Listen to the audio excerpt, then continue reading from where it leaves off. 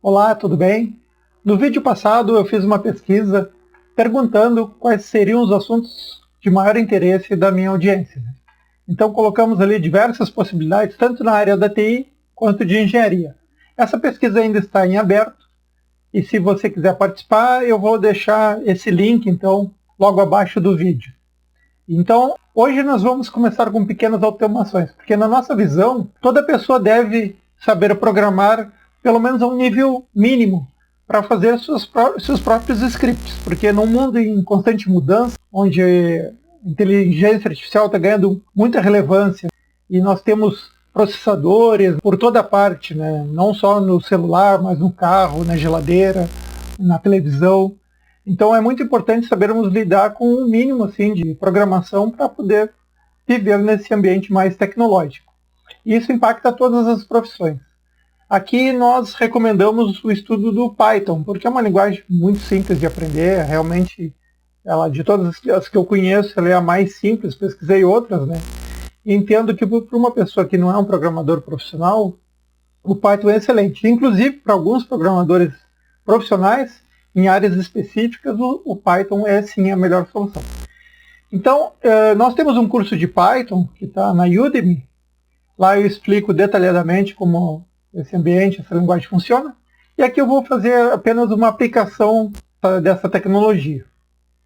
Então aqui, ó, se vocês instalarem o Python no computador de vocês, vai vir o idle, que é esse ambiente aqui, idle, onde é possível criar os códigos de programação.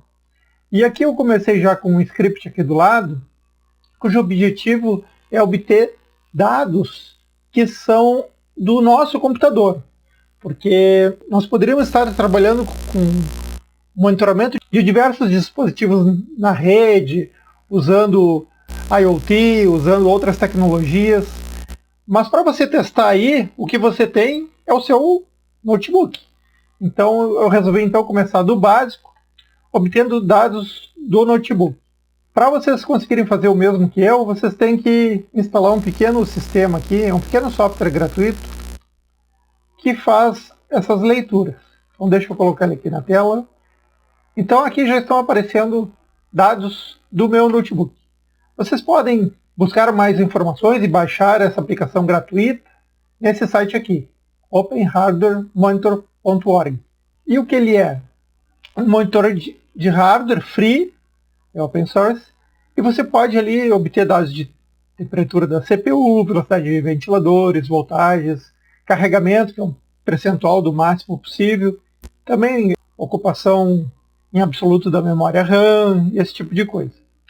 Aqui ó, aparecem para o meu computador, aparecem dados de memória, da placa gráfica, de disco. Então nós trabalharemos com a placa gráfica em percentual, aqui já tem 89% ocupado. Não trabalharemos aqui com questões da placa de vídeo. De memória sim, tanto a taxa de ocupação em percentual quanto a memória do computador, nesse caso aqui tem 8 GB. E aqui os dados da CPU é um Core i7, com 2 núcleos, né? Então aqui aparece a temperatura, a velocidade, o clock, né? E outras informações aqui.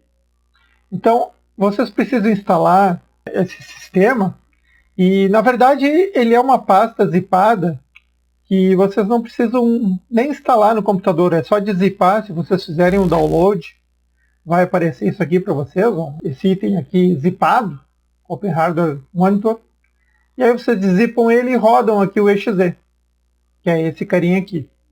Existem sistemas que chamam essa DLL, é uma biblioteca de vínculo dinâmico, pode ser chamada em C# ou outra linguagem. Nós vamos usar diretamente o exe, para que vocês vejam aqui, né, operando. E também nós vamos fazer o seguinte, ó, quando ele é instalado, aqui fica no System32 do Windows, por esse caminho, ficam instalados 2 arquivos. Um deles, que é esse sensor aqui, Open Hardware Monitor, tem um item dentro dele, que é o sensor, que é justamente o que nós vamos utilizar. Esse sensor aqui é uma classe, para quem conhece programação, orientação a objetos, né? a classe que depois vão ser instanciadas em objetos. Então aqui estão as propriedades dessa classe. A gente vai usar muito o valor, né, o que está armazenado nela, e o nome, para saber se é a temperatura da CPU, se é a quantidade de RAM, carga de RAM, ocupação do disco rígido e o valor. Tá? É isso que nós vamos fazer. Então, essa solução é free, você pode fazer uso facilmente dela. Então, como é que a gente vai trabalhar? Bom, após instalar aqui, acessar esse site aqui e instalar, o que você tem que fazer? Você tem que vir aqui e chamar bibliotecas do Python. Tá? Essa biblioteca WMI é a que trabalha com informações do Windows. Tá? Então, informações que a gente pode monitorar via sistema operacional é daqui, do Windows, né? É daqui que a gente vai fazer as chamadas. Eu também usei uma biblioteca Pandas, que foi chamada de PD aqui dentro do... É tradicional isso nos programas em Python, dentro do meu programa. E o Pandas serve para criar um framework. Em ciência de dados é muito comum usarmos quadros, né? São linhas e colunas. E ali a gente coloca, então, nas colunas quais são as variáveis e nas linhas os valores que elas vão assumindo. Então a gente vai fazer isso aqui, uso do Pandas, para vocês verem aí como é simples trabalhar com ele. Depois a gente vai criar uma interface gráfica bem simples, usando essa biblioteca, PySimpleGui, que vai ser chamada de SG. E depois adiante eu vou mostrar, pelo menos hoje, a Tkinter, que é uma mais elaborada. Nós vamos trazer tudo que está dentro dela com essa instrução aqui. From Tkinter import asterisco. Aí vem tudo que está dentro dela. Então o primeiro passo que nós vamos fazer é conectar com o Windows Management Instrumentation, que é a WMI. Notem que esse é um tipo de monitoramento. O PRTG, que é um sistema que nós utilizamos, ele trabalha com WMI. Então através do PRTG a gente pode fazer uma série de leituras de WMI, SNMP, e outras tecnologias para saber se o ambiente de informática, o ambiente de rede, né, onde vão estar rodando toda a operação da empresa, ela está ok. O PRTG é um sistema alemão e muito bom. Nós também trabalhamos com o ADOT, que é um sistema para gestão de ativos de TI. Ele também faz a parte de inventário de hardware e software, mas é muito mais que isso. Ele faz muito mais que isso. Também trabalha com SNMP. E para o chão de fábrica a gente tem um sistema PS-MES poderosíssimo, que é o NeoProd, que faz outras leituras. Aí ele se conecta com CLPs ou com sistemas SP32, SP8266, Arduino, enfim. Mas esse aqui é o início de um monitoramento, que serve para depois evoluir para sistemas muito mais abrangentes e complexos. Então o que ele faz aqui? Ele faz uma connection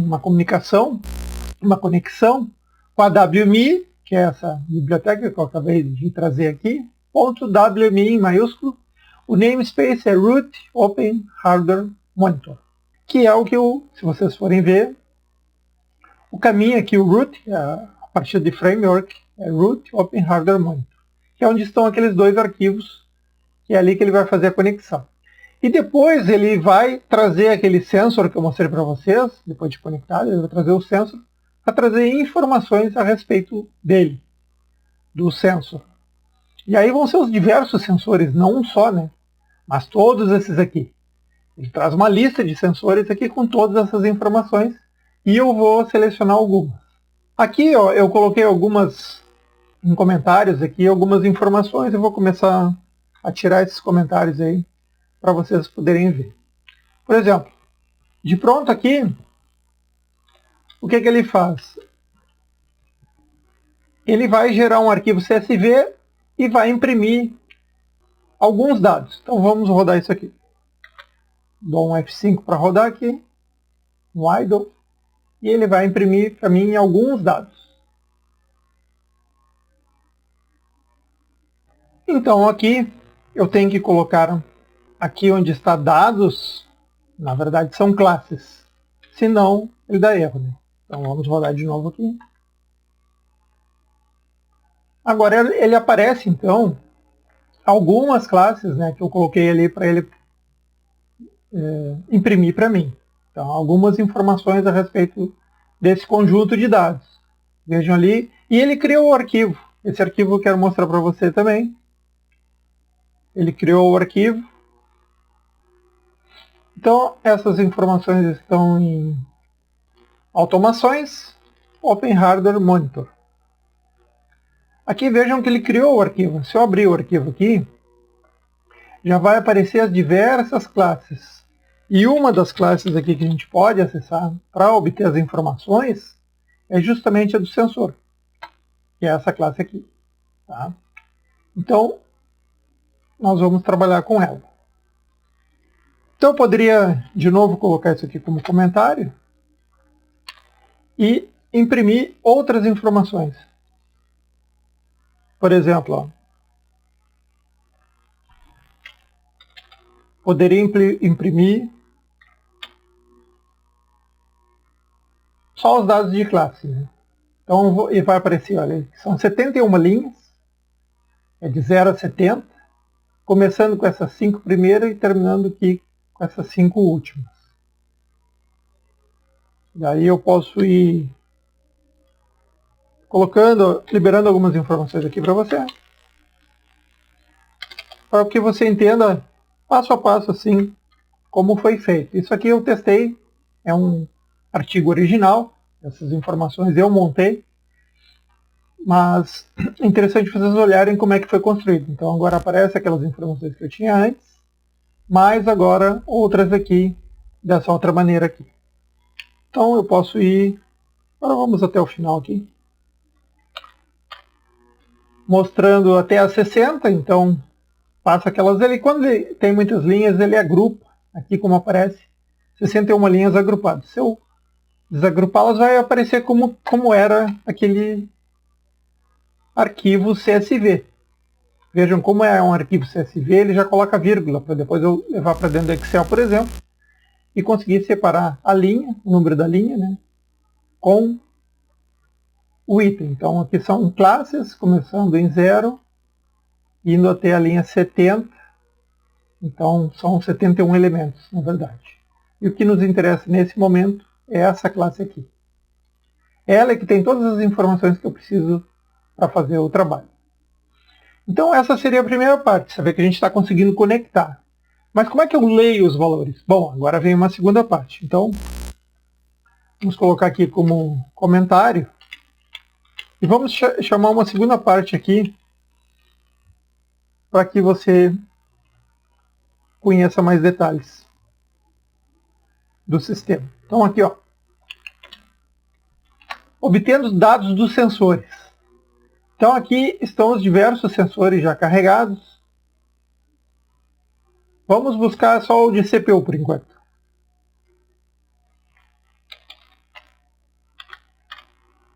Então agora a informação vai aparecer diferente ali. Ah, aqui eu coloquei tudo como mensagem, não pode, né? Lembrem que a conexão eu preciso fazer antes de ler as informações, senão não funciona. Agora sim vai funcionar. Então ele conecta e tem que continuar conectando, só não imprimir em tela. O que eu quero, na verdade, é que agora ele faça a leitura de CPU. E ele vai fazer, e vai obter os mesmos dados que eu tenho aqui, ó. O de temperatura, em torno de 70 graus, o package em torno de 70 graus, Core 1 e Core 2, que é o que ele colocou aqui. Tá?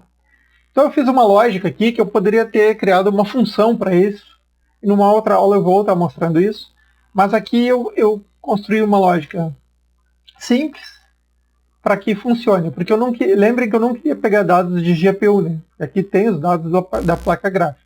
Se, por exemplo, eu colocar essa linha aqui, onde eu testo se GPU não faz parte do nome, mas se eu tirar isso aqui e rodar de novo, agora ele vai trazer também informações da GPU, que eu não quero. Aqui, ó, aparece aqui o Core, aqui, ó, GPU Core 53, é uma temperatura inferior.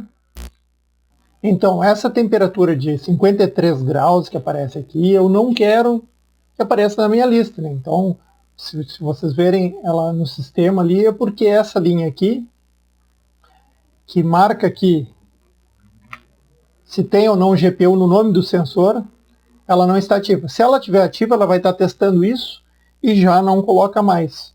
Então, daí eu posso facilmente aqui rodar e daí eu obtenho os valores que eu quero. Quais são os valores? Temperatura da CPU aqui em cima do package, em torno de 70 graus, o Core 1, 66 e o Core 2, 69.